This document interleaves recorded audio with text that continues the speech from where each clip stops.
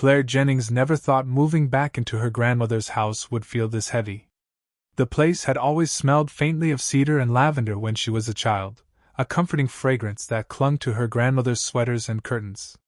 Now, after years of neglect, the air was thicker, stale with dust and something she couldn't quite place. The house sat on the edge of Blackwood, a small town that prided itself on history more than progress. Her grandmother, Eloise Jennings, had passed 6 months earlier, leaving Claire the Victorian home and its contents. She'd promised herself she would sell it quickly, but real estate had stalled, and with her graphic design work being remote, it made sense to stay for now. Besides, Claire was nursing a breakup and needed distance. The rooms were lined with antiques, and almost every surface bore something handcrafted.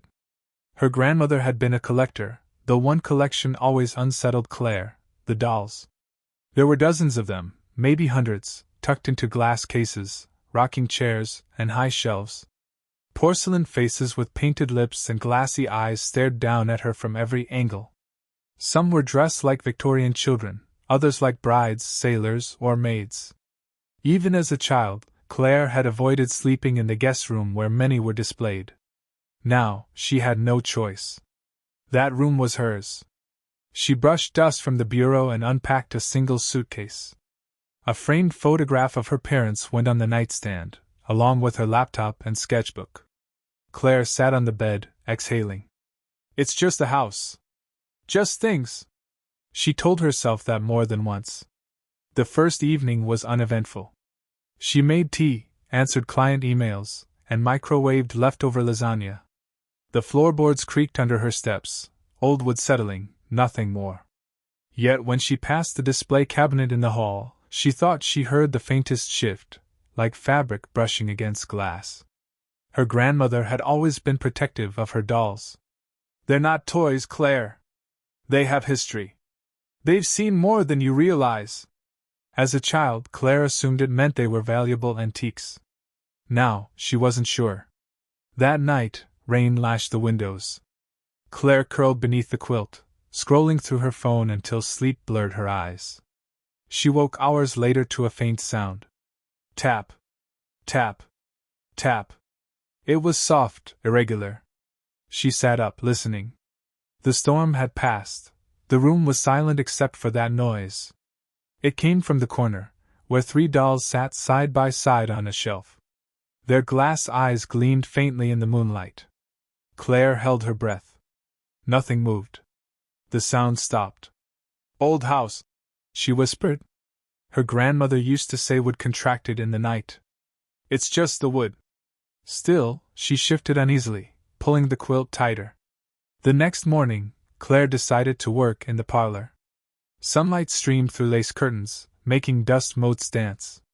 She brewed strong coffee and tried to focus on designing a logo for a client.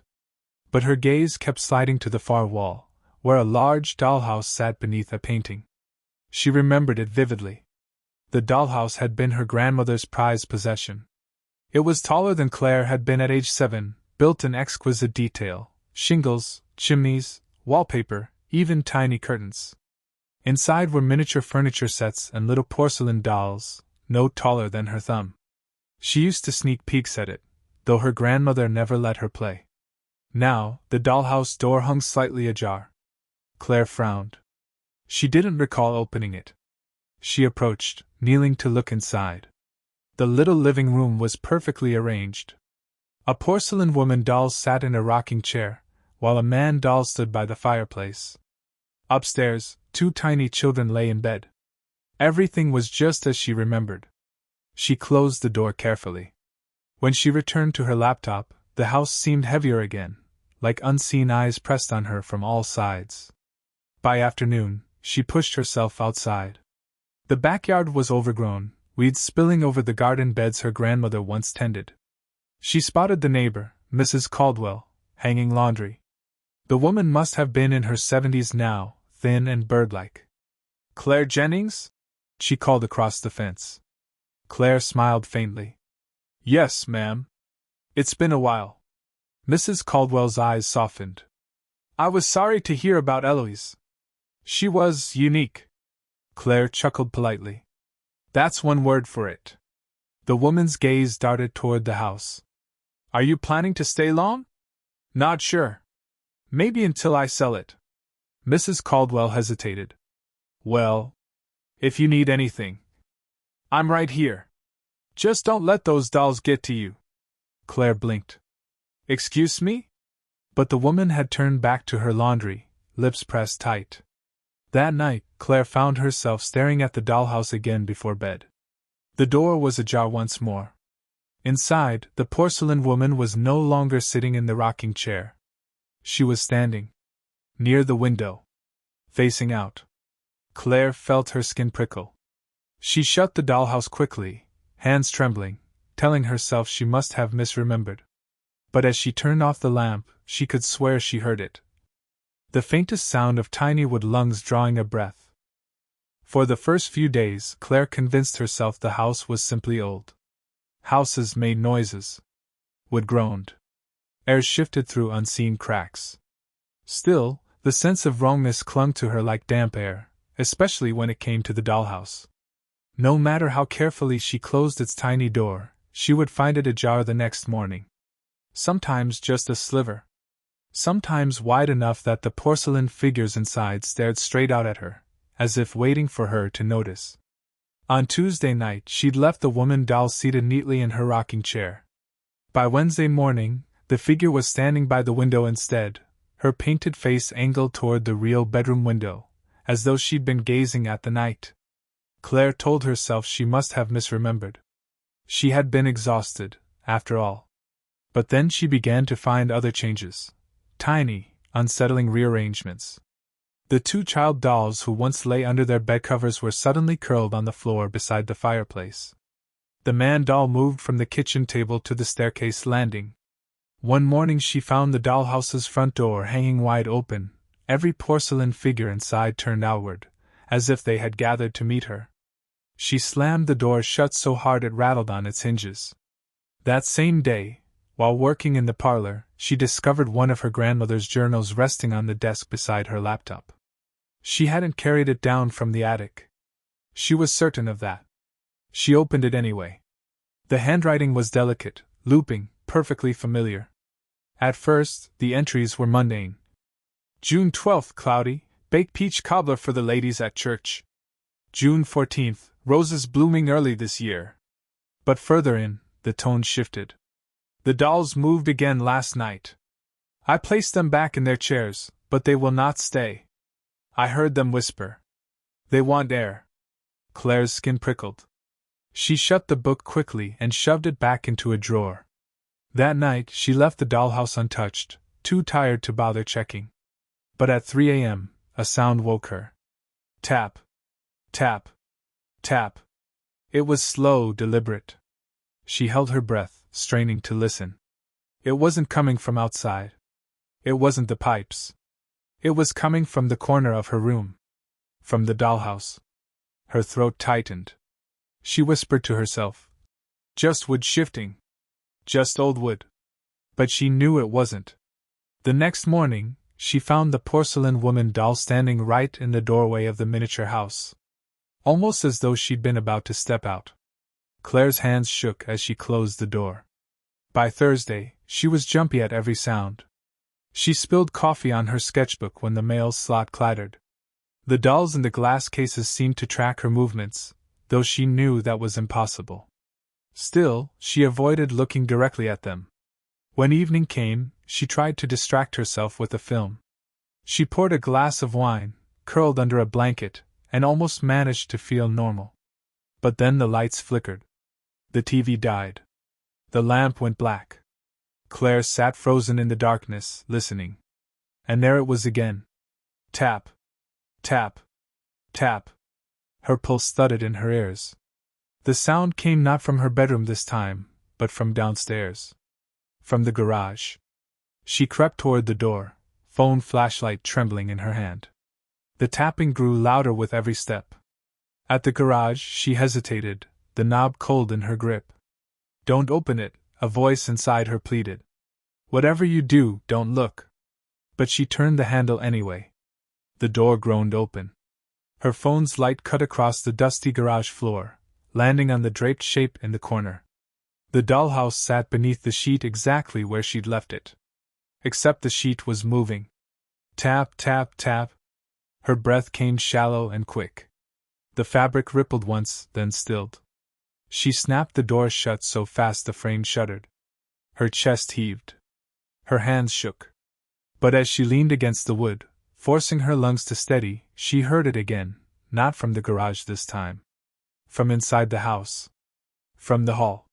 From the cases filled with porcelain faces. Breathing. Dozens of faint, unnatural breaths. It was then she realized her grandmother hadn't been eccentric or obsessive. She had been guarding something. And without her, the house was starting to breathe again. The house had changed. Claire could feel it in her bones. It no longer creaked like an old home adjusting to the night, it listened. Every step she took felt echoed by something smaller, lighter, just behind her. She stopped using the garage. The dollhouse remained inside under its sheet, but she knew that distance didn't matter anymore. The dolls were awake. She could hear them. At night, when she pressed the pillow over her head, she swore she heard tiny footsteps in the hall, porcelain saws tapping across wood. Sleep became impossible. She kept her grandmother's journals beside her, flipping through them in the small hours. The entries grew more frantic the deeper she read. They know my breath. They wait for it. When I sleep, they lean close. I feel them pressing against my chest. If I miss even one prayer, they will come. I cannot die. If I die, they will be free. Claire slammed the book shut. Her grandmother had known. She hadn't been collecting dolls. She had been imprisoning them. That night, Claire decided she would leave. She packed her bag, grabbed her keys, and went to the front door. It wouldn't open. The lock turned, but the deadbolt slid back into place as though held from the other side. She tried the back door. The same. She yanked at the windows, but none would budge. The house wasn't letting her go. That was when the breathing began. Not hers. Theirs. It rose all around her, dozens of tiny inhales and exhales, overlapping in eerie unison. The sound filled the parlor, the hall, the stairs. She spun in a circle, heart slamming, until her gaze landed on the largest glass case. Inside, a sailor doll had pressed its porcelain hands flat against the glass. Its chest rose. Fell. Rose again. The bride doll beside it followed suit. Then the twins in matching blue frocks. Then all of them. Their glassy eyes fogged slightly with condensation as breath escaped their tiny mouths. Claire staggered back. No, no, this isn't real! The glass case cracked. A jagged line spiderwebbed across it. Then another case shattered, porcelain limbs tumbling out with the sound of clinking teacups. Dozens of dolls spilled onto the floor, landing on their tiny feet. Their heads turned toward her with stiff, jerky precision. She bolted up the stairs, her socked feet slipping on the wood. She slammed her bedroom door and shoved the dresser against it. For a heartbeat, silence returned. Then came the scratching. Tiny fingers dragging across the wood, clicking, prying. And then, the whisper. Breathe with us. Claire pressed her back against the wall, hands clamped over her ears. Breathe with us. Breathe with us. The air grew thinner. Each inhale burned. It felt like invisible strings were tugging her breath away, siphoning her lungs dry. The dolls weren't just alive. They were stealing her oxygen. The dresser shuddered as the door pushed inward. Claire staggered toward the window, fumbling with the latch. She forced it open and gulped in cold night air. Tiny porcelain hands burst through the crack of the door. Fingers curled over the edge like pale spiders. No! She screamed. She grabbed the bedside lamp and hurled it. The glass shattered against the dresser, sending shards across the floor, but the dolls kept coming. Their whispers grew louder, overlapping, demanding. Breathe. Breathe. Breathe. One of them, the porcelain bride, scrambled onto the dresser, her gown torn and dirty, her smile cracked but wide. She leapt toward Claire with unnatural strength, glass eyes glinting. Claire swung her grandmother's heavy journal like a weapon. It connected with a sickening crack, sending the doll tumbling to the floor in pieces. But more followed. Dozens of them. They poured through the gap, clattering across the wood, climbing over each other, filling the room with their high-pitched chittering. Claire scrambled onto the windowsill. Below, the lawn stretched out, dark and wet. It was at least a 10-foot drop. She didn't care. The first doll latched onto her ankle, pulling hard. She kicked, sending its head spinning away, but another took its place. She leapt. The air rushed past her, then pain exploded in her shoulder as she hit the ground. She rolled, gasping, her lungs burning. For a moment, silence. Then she looked up. Every window of the Jennings house glowed faintly, silhouettes filling the panes. Dozens of small figures pressed against the glass, their heads cocked, their mouths open. And though she was outside, though the night air was sharp and cold, she swore she could still hear it. The steady, endless rhythm. In. Out. In. Out. The dolls were breathing. And they would never stop. Claire woke to the smell of dust and earth. For a moment she thought she was still dreaming, but when she opened her eyes she was lying in the backyard, damp grass clinging to her clothes. Her shoulder ached from the fall, her lungs burned with each ragged breath, but she was alive. Above her, the Jennings house loomed. Every window was dark now. Empty. Still. She pulled herself to her feet, heart racing, expecting to see porcelain faces peering down. But there were none. Just the hollow shell of her grandmother's home, quiet beneath the pale morning sky. Claire staggered toward her car. By some miracle, the keys were still in her pocket. She jammed them into the ignition with trembling hands. The engine sputtered to life. Relief surged through her chest, until she glanced at the rearview mirror. In the back seat 3 dolls sat perfectly upright. Her breath caught. She spun around, but the seat was empty. Nothing but the faded upholstery and an old blanket. Hallucination. Exhaustion. That had to be it. She floored the gas, tearing down the cracked driveway and onto the road. She didn't stop until she was 2 towns over, parked outside a roadside diner with buzzing neon lights. Inside, the waitress gave her a wary look. Claire realized she must look deranged, hair wild, skin pale, clothes dirty from grass and broken glass. She ordered coffee with a shaking voice and sat in the corner booth. Every time the door chimed, she jumped. Every time someone passed behind her, she felt a phantom brush of porcelain fingers on her ankle. She stayed there until sunrise, then checked into the nearest motel. For the next week, she refused to return to Blackwood. She called a realtor, telling them to sell the house. As is. No tours, no questions. The woman on the phone hesitated but agreed. Claire thought she could bury it all behind her. But the breathing followed. It began subtly, in the quiet moments, just as she drifted toward sleep. A faint inhale, then exhale, not her own. In hotel rooms. In her car. Once even in the restroom of a crowded grocery store. Always soft, always just behind her. She started leaving fans running at night to drown it out. She slept with pillows pressed around her head. Nothing worked. On the 8th night she dreamed of her grandmother. Eloise stood at the foot of the bed, pale and frail, whispering, "They never wanted me. They want you. You're the last breath they'll need." Claire woke screaming. The next morning, she received an envelope in the motel's mailbox. No return address. Inside was a single page torn from one of Eloise's journals. The words were written in hurried scrawl. "You cannot run. They travel where you breathe." Her hands shook so violently she dropped the paper. That night she locked herself in the bathroom with every faucet running. She stared into the mirror, her reflection ghostly in the steam. For a long time she heard nothing. Then, slowly, fog began to spread across the glass, not from her own breath, but from dozens of smaller exhales pressed close on the other side. She screamed and smashed the mirror with her fist. Shards clattered into the sink. Silence returned. But when she looked down at the broken pieces, her reflection wasn't alone. Tiny porcelain faces peered up at her from the shards, mouths open, lungs pulling in and out in perfect rhythm. Claire staggered back, clutching her bleeding hand, but she knew it didn't matter anymore.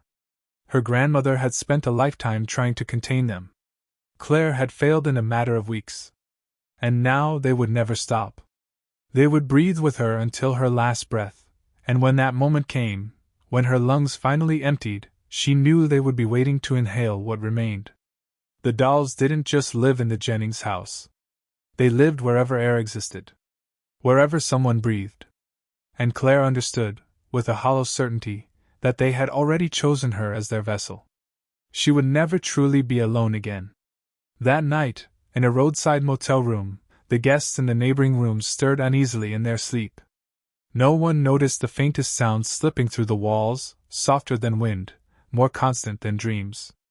The sound of dozens of tiny porcelain lungs, inhaling and exhaling in the dark.